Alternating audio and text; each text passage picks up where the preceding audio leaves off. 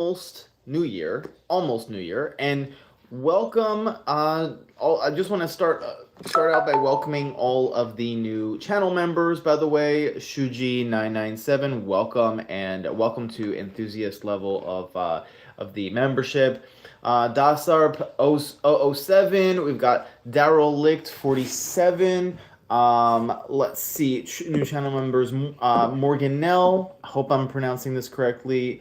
Welcome and Nayem Mezuribe.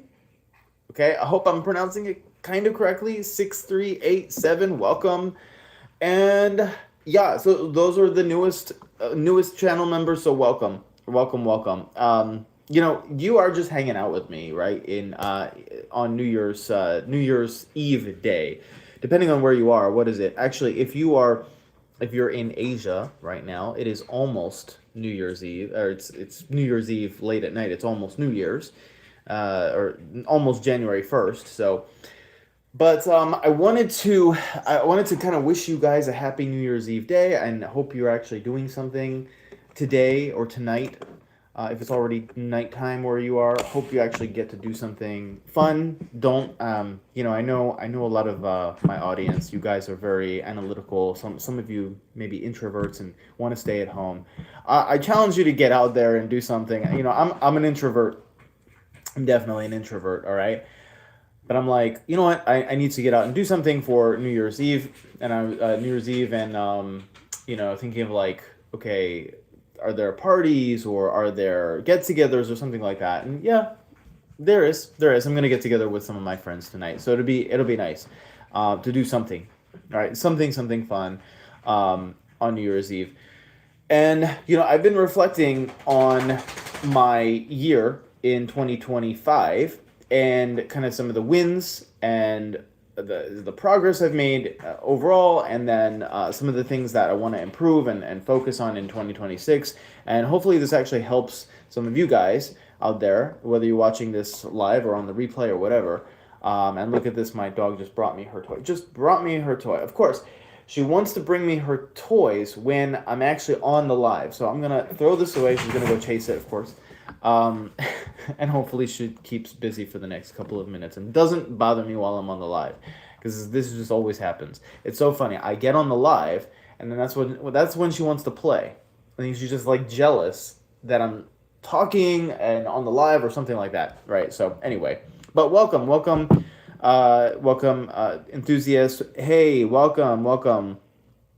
Um, yeah, happy New Year from Australia. Yeah, I think you guys are not quite at January 1st, right? You still are. Isn't it still a few hours? No?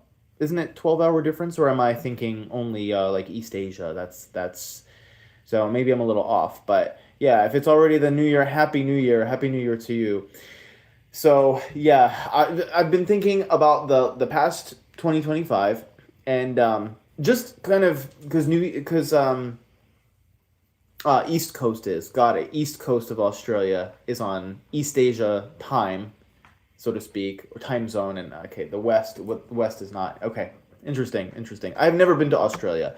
That is something that I want to do. Actually, I am going to Asia in February.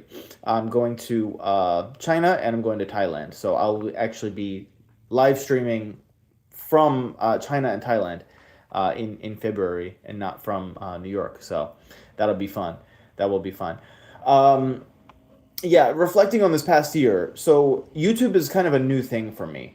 A relatively new thing. It's a relatively new skill set, and so I've been reflecting in this past year, and hopefully it helps you guys too. Because if you're learning any new skill, right, these are maybe some important lessons. So you have to go through this process of really like feeling a little hopeless sometimes, because you just don't know what you're supposed to be doing, right? When you learn something new, you understand that there are all these steps, right? And it's kind of like looking up a mountain. I don't know if you've ever hiked a mountain. I actually have. It's a lot of fun. It's very exhausting. But when you look up that mountain at first, you're like, "Oh my gosh, can I climb that mountain? Like, can I go up?" I haven't done actual rock climbing. I mean like hiking up. it was not actually a mountain, it was a volcano, but you know, inactive. Okay, I'm not that crazy. Inactive volcano. All right, so I'm not so crazy to climb up an active or semi-active volcano. All right, but yeah, it's difficult, right? Needless to say. And you look up that mountain when you're about to learn something new or you're about to take on a major project, and you see all the steps. And hey from Dubai, welcome, welcome. Do I play chess? I don't very often. I have played chess. I've not done that in a while. But yeah, it might be good to like find some people to play chess with, practice chess with, right? But it's a really fun game, right?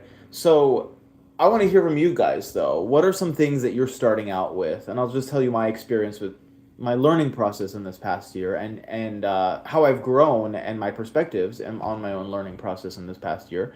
But what are some things that you're learning right now? It could be new skills. It could be academic subjects. It could be whatever you're learning. I'd love to hear from you guys and like what you're learning, what you're starting out with, what you're in the middle of learning. So in my case, when I started out with YouTube, it's like there are so many things to YouTube that people don't realize. You know, a lot of people think, okay, yeah, you get on camera and you just talk, right? And that's it. And it could not be further from the truth. YouTube involves, let me just list off a few things, right? So obviously, lighting and sound, right? So you have to figure some of those things out. What are the optimal things there? Editing. It requires, a thumbnail design. It requires titling, and these things are not as easy as you think. Mr. Beast, who is like a big YouTuber, who I've learned a lot from in my process, as well as studying many other successful YouTubers along the way, is that they'll make 20, 30 different thumbnails, right, until they find the right one, and they narrow it down, and they go through this process every single time for videos. Ideation, research, audience psychology, all of these things that you think that you don't realize at the start you have to really learn. Okay, and so as you're learning, what you're going to find through the process is there are certain things that are best left to other people, to who are already, maybe they're very knowledgeable or that's their strength, and kind of try to team up whenever possible. Team up with somebody else, and this applies to any learning process. Team up with somebody else who's really already skilled in something. I have always really believed in this with regards to success with anything, not just your general learning process, but success with anything. Really look to team up with other people. Sometimes you're looking to learn something or achieve something, and you're like, well, I have to learn all these things. I have to learn everything, and I have to be a master at every single skill. And really, it's the wrong type of thinking. You really need to, yes, you need to master certain skills, or you need to hone certain skills. But at the same time, it's just efficiency, just basic concept of efficiency. All right, if you can do something pretty well, and you're already pretty good at it, identify that thing. You're probably pretty good at something, right? If you're studying, let's say if you're starting out a new language, let's say you're learning a new language. Well, you might actually already be good at some other aspect of language. Maybe you're good at writing in your native language, right?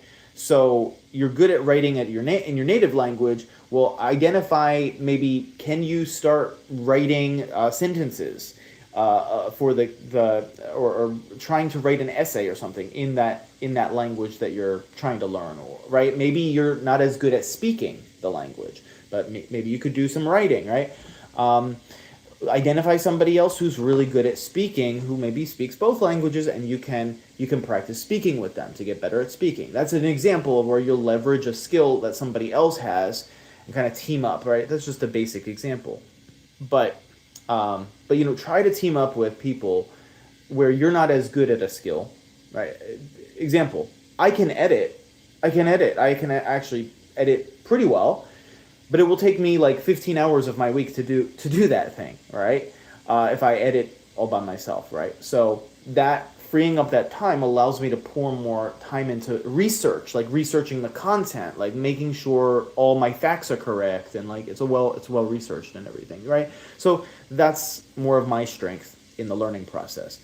Identify your strengths is very, very important. So Valamban, you say, Stephen, how do you personally memorize dense, complex info and analyze it? Happy New Year. Yeah, the absolute best way, you know, we hear about like the Feynman technique and teaching what you learn. That's absolutely correct. Happy New Year, happy almost New Year, or happy New Year to you wherever you are in the world.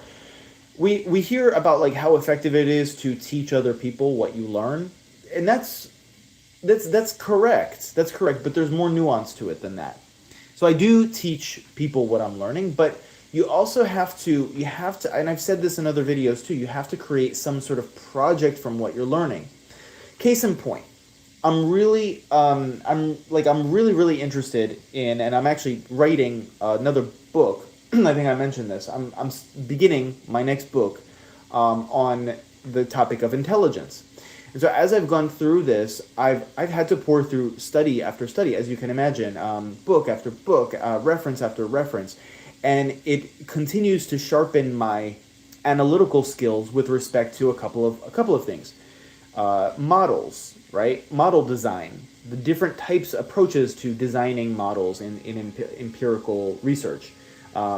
Various statistical concepts, effect size, how effect size relates to statistical significance, how that relates to multiple regression, how that's relevant to factor analysis, how that weaves into maximum likelihood estimation. Do you see how I introduce so many concepts there?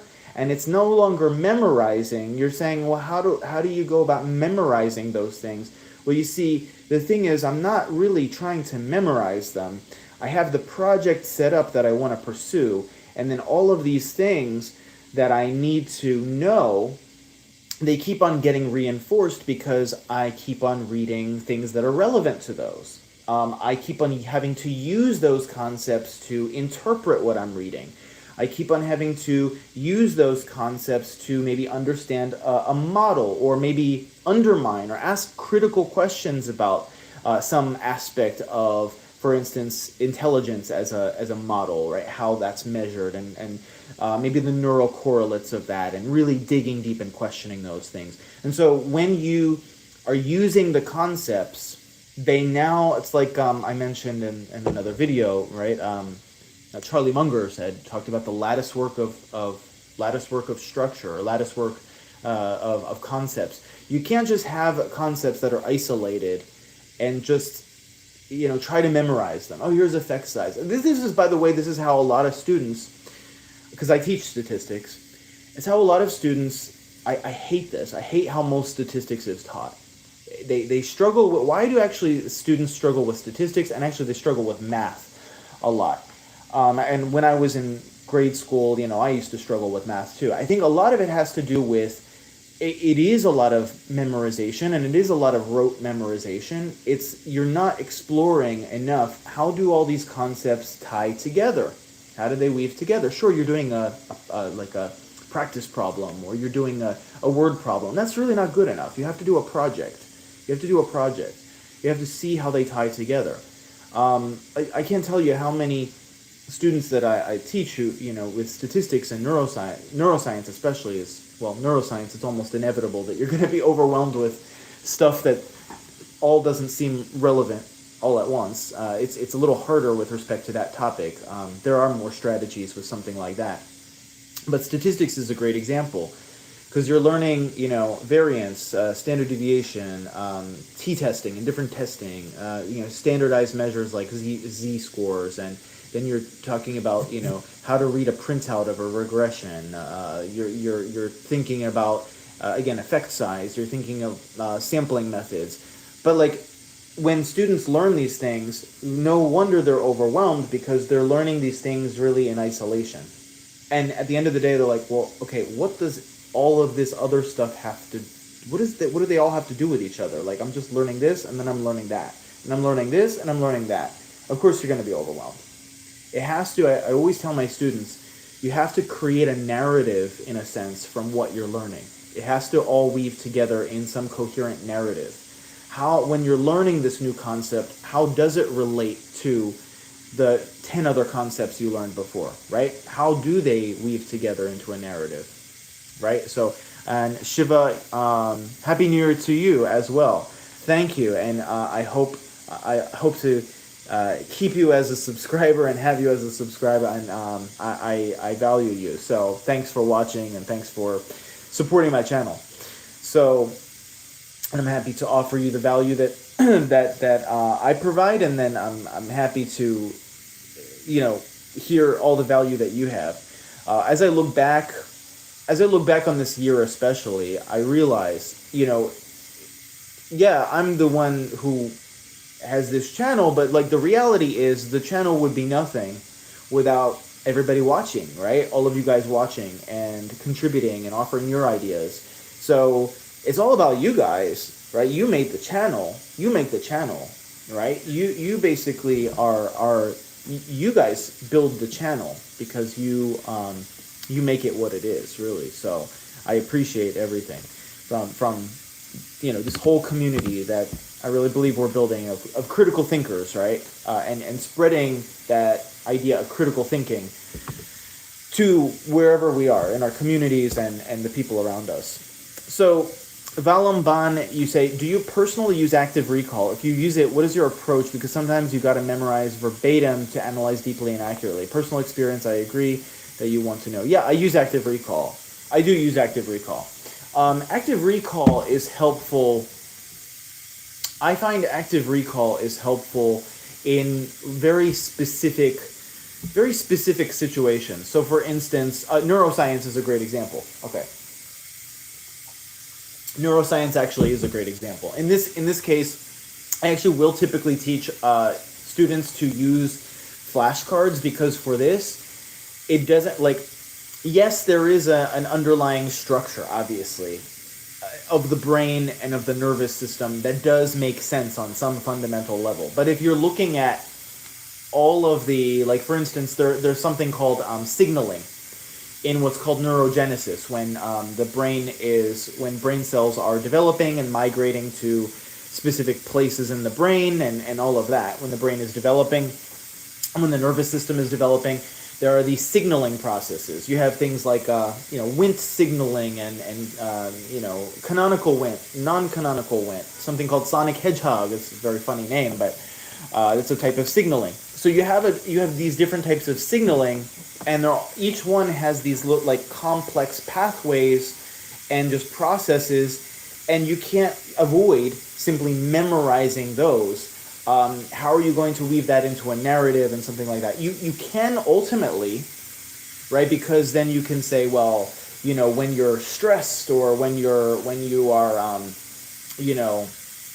have a certain ailment, or when you're thinking a certain thought, maybe you can say, well, certain pathways are active, and you can remember them that way, right? Depending on, again, what project are you making of this? What are you actually actively researching and looking into, right? But more often than not, you do just have to recall, right? At first, you just have to. Flashcards are really useful. Just flashcards, really, really useful. Seeing how many of these processes you can recall from memory, and then checking your understanding with the flashcards, I find that a very effective method, with things like that you have to memorize. Things like that are like historical facts, or philosophical concepts, or like model concepts and like statistical concepts. You can make them more relevant and not have to do that kind of memorization. Even in neuroscience, you can do this. So, for instance, okay, I'll give you an example of how to use it with a topic like neuroscience. And again, apply this to whatever you're studying as well. Sorry, that's my heater. The heater will go off soon. And you know, as you learn, in New York City, you often don't have control over when the heater goes on and when the heater goes off in the winter, because that's the building. The building controls that, funny enough. Anyway. a lot of times. So, like, it doesn't matter, right? Okay, there, it went off. So basically, okay, with whatever you're learning, try to follow this as an example. So neuroscience. Let's say you're learning about learning. Okay, this is a good example. You're learning about learning, right? How people learn. Well, what's involved with learning is something called plasticity in the brain, right? So you might want to know exactly step by step how that works, right? You might have to know exactly step by step how plasticity works. Well, you have, calcium channels open, or you have a repeat stimulus, hyper, polarization, certain patterns of polarization and depolarization over long periods of time, and then you have the calcium channel, calcium floods into the cell, activates phosphorylation, all that stuff. So you can memorize that stuff, but then you can apply it to, let's say, if you're researching learning, right? How people learn. Well, that understanding all the different processes for that, might be really fundamental to like a certain task, right? So you might say, I want to research how people learn social cues, or how people like learn how to read faster, or something like that. Well, in that case, you might be very interested in certain even more granular pathways, right? Other than just, oh, hey, it's phosphorylation, because that's still very general, right? So there are even more granular pathways, like genes that get activated in the process of neural rewiring and things like that you might want to study. And so part of actually becoming more fluent in memorizing or remembering these, more basic pathways without having to like do even active recall, down the line, is to study the more granular aspects of that thing.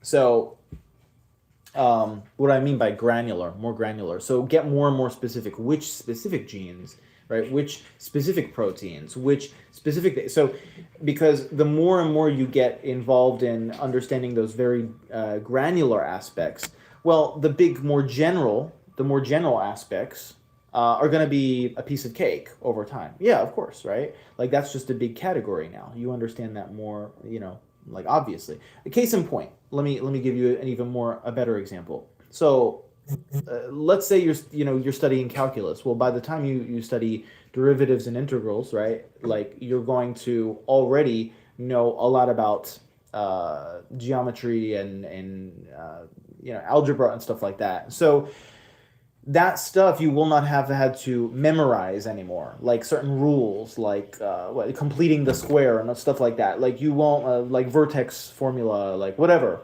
rules about quadratics and things like that. Like you won't have to memorize those things anymore, because you'll have to already be using even more fine-tuned methods within calculus, and that's even the more basic stuff. So over time, one key to memorization is make it so that you're studying something at such a granular, deep level that you start to basically what you thought was complicated before becomes just like basic information, general information, right? Let's take a look. Hoping insights on competitive exams, which are objective type multiple choice questions, how they frame to detect biases. I'm not really sure what your question is. Feel free to re-ask your question here. I'm not sure I understood it, but yeah, multiple choice. I'll tell you, like I do teach. I also do teach like these multiple choice tests. SAT. There's something called in New York called SHSAT, ACT, sometimes GRE, like these kinds of things. And I'll tell you, I hate teaching those. Because I'm going to tell you something.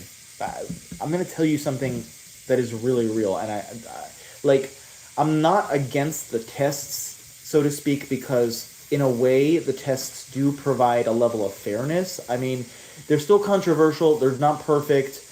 I honestly wish we had a better system for like admissions and things like that. There should be. and we should work on them. It's I think it's at least a necessary evil for now. It is far from perfect, but the reason I just don't like the teaching those things is because the honest truth is you can score really high on a standardized test, on a lot of them. I won't generalize it. On most of these tests, you can score really high and not really understand the subject. I know that sounds like how could that be, but it's true. You can score really high on, for instance, the SAT, and not really understand math.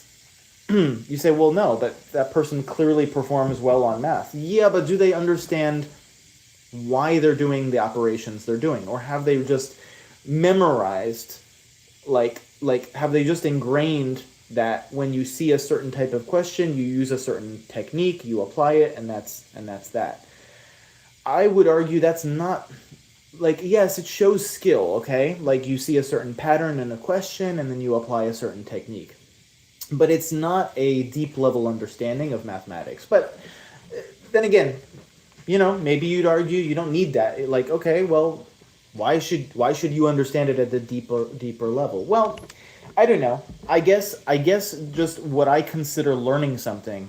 When I say, you learn something, what I mean by that is you really have a deep appreciation for the underlying principles of that thing. You understand it on a really, like, a deeper level. So, opinions on E. What, you mean the number E?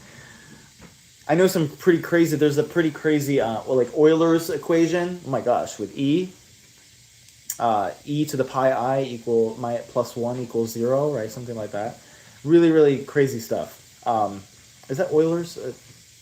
No, I have to look that up again. I forget. I might be wrong. But please start 2026 on how to study mathematics deeply. The video on this, please.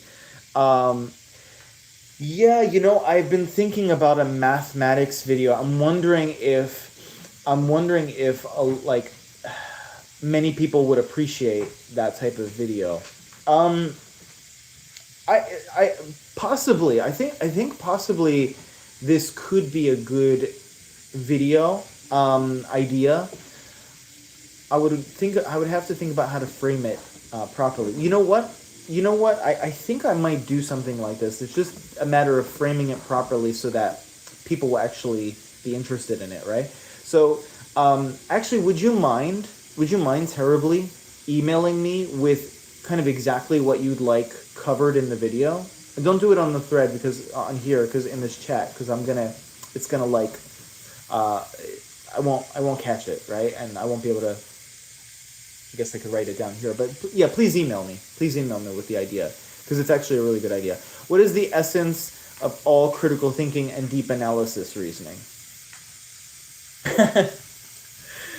That's a hard question to ask. What I would say is, based on the research that's been done on critical thinking specifically as a sort of a construct, a statistical construct and an ability, is that it's really the core kind of cognitive ability or cognitive function that it comes from is this. It's called the reflective mind, right? So psychologically, it's called the reflective mind in this kind of Keith Stanovich's tripartite model, which is very well vetted. Now, what does that mean? It really starts, critical thinking starts, it's not the everything, there are more skills involved with critical thinking, but it starts really with a reflective capacity. The ability, you might call it metacognition. Metacognition, is certainly, critical thinking is certainly impossible without metacognition, right? So that you could say that's the essence of it, or that's the core skill. Many people really have not built up this ability for metacognition. So it's simple in principle, but very difficult to do without practice. because many times we're just going around with some, oh, I have this opinion, or I have this belief, or this is what I think, or I think I should decide to do this instead of this. I think this will be a better option than this. Oh, here's a problem. Okay, here's my solution to it automatically without thinking through alternatives. Right? And what metacognition enables is it enables you to say, okay, how did I arrive at that conclusion? I just made a conclusion about something. What were the steps in that process? Was there an emotion that I had prior to that led to that, a certain kind of thinking, which then led to another sort of thinking, which then led to the conclusion? Do I have this bias maybe because of something that happened to me in my experience before, and that's what led to the conclusion, right? Like these are the core skills that are involved with metacognition, and certainly, as I said, metacognition is certainly necessary for critical thinking. It's certainly not sufficient, but the research on this suggests that definitely it's highly unlikely you're going to be able to engage in many of the critical thinking skills without metacognition, right? So when does critical thinking become a curse? Great question, Adam Mixel. Happy New Year to you as well. Happy New Year to you. Who's the smart person ever in your opinion? That's hard. Actually, I am more of I'll answer your question, Adam Mixel. It's a really great question. And I'll also answer this question first in order. So it's a good question. Yeah, so who's the smartest person ever? I would say it's actually hard to compare. Like, certainly, if you watch my videos, it's certainly not just a function of IQ, right? IQ, just because you could be high on IQ, for instance, IQ of 140, and then low in critical thinking, and then maybe low in practical intelligence, and then high in creative intelligence as it applies to specific types of problem solving, right? So it could be very mixed. It's on a scale. I think it's still debatable. If you were to ask me, is there an absolute scale? Well, actually, you will not find much agreement within among psychologists who study intelligence or neuroscientists who study intelligence with respect to the scale, like the absolute scale, unless you're an absolute, you take the IQ to be the absolute measure, which not many do, really. Not many psychologists do consider that to be an absolute measure. But it's a really hard question you're asking me. I think we have to do more like there might not necessarily be like an absolute hierarchical scale there, quite honestly. Like some things you can't absolutely hierarchically compare like that. It's hard to know.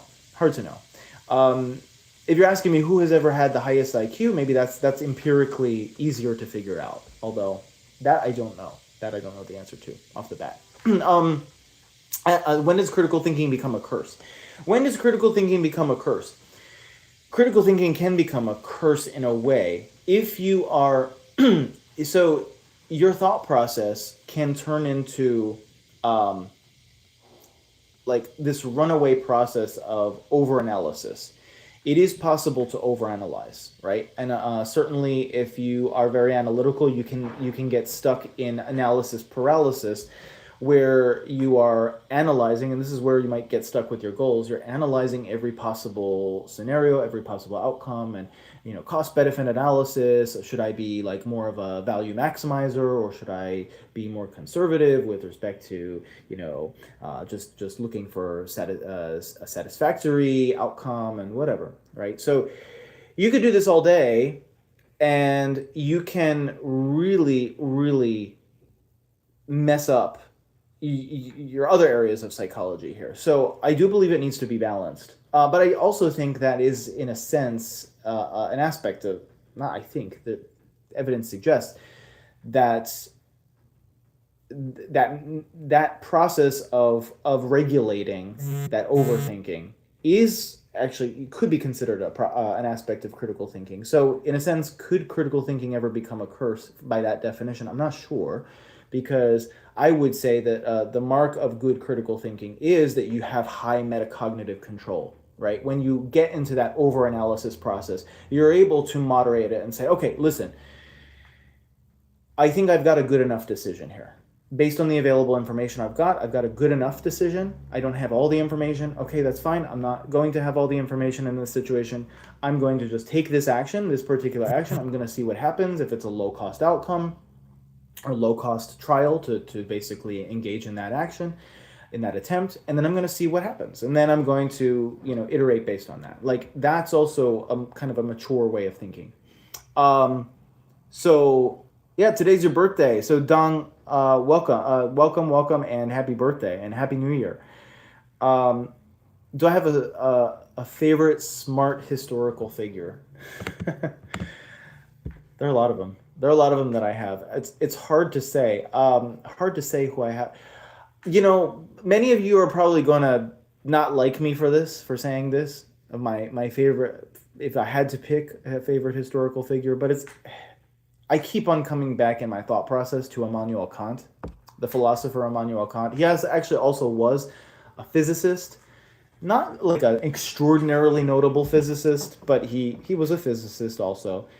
And Immanuel Kant, I'll tell you why Immanuel Kant is one of my favorite. I would say probably up there in terms of my favorite thinker. Although I have many. You talk about Einstein, you talk about Richard Feynman, you talk about many of them, but Immanuel Kant comes in a high place because secretly, I say secretly, but kind of secretly, he has influenced all of cognitive science, all of psychology, and without, in many cases, neuroscientists and psychologists realizing that Kant has actually influenced their fields to such a degree as he has, because Kant was actually quite revolutionary as a philosopher in understanding, like looking at perception and understanding how essentially our mind constructs the world in a sense, in a very real sense, how we perceive the world, how we make sense of the world, the kind of the laws, so to speak, that he spoke of that kind of regulates our thought process. We have a kind of a law-like regulation of our thought process and of our perception, and how certain concepts and structures are fundamental to our perception. So all of that stuff that he talked about has been really influential. If you go on to, from Piaget to Vygotsky to Lawrence Kohlberg, like all these very influential psychologists, all the way to, the work of, Michael Gazzaniga and like people who study perception, right, in neuroscience and things like that. Very influential. Neuroscientists will tell you straight up today, right? Like, this is not fringe. What you perceive as the world is not necessarily the world as it is. It's just what your brain makes up in order for you to survive, right? That's it. It's like your brain has constructed this model of the world that simply is helpful for your survival. And that's it. I mean, that's the only reason we perceive the world the way we do. It's not because it's truthful. It's not because it's the ultimate reality. It allows us to survive, and so that's why we perceive the world. And this is not controversial. Not what I'm saying is not like some fringe thing. It's very mainstream within neuroscience. You just have to be careful about the implications you make from that. It doesn't follow automatically like, okay, everything is just my idea and stuff like that, right? So it's not what automatically follows from that. But anyway, you got me on a tangent about my favorite thinker. So you asked, and I have to say it probably goes back to him. Also, his ethics, his moral system is really interesting as well. Although it's been updated and reconstructed again and again and again and again over time. As have, I mean, you would expect, as have Newton's ideas, for instance, right? Like, we don't still use just, you know, Newton's ideas, right, from of physics, right? We've adapted, we've built onto those ideas and updated them. Same thing with, for instance, Immanuel Kant's philosophy and his moral system and things like that. There have been updates, right, and reconstructions. So, guys, this is the end of it. Feel free to check out my Critical Thinking Academy if you want to work with me personally. Feel free to subscribe to the channel if you haven't already. I love this community. I love showing up with you every Wednesday. And yeah, Happy New Year to you if it's already the New Year. And Happy New Year's Eve. If not, I hope you do something really fun tonight and get out there and do something. You know, get with some friends, do something, even like maybe FaceTime with a friend or something like that. Be in contact with somebody, celebrate the new year with somebody. All right, so set your goals. I will see you in 2026, and let's make this a fantastic new year. All right, take care, guys.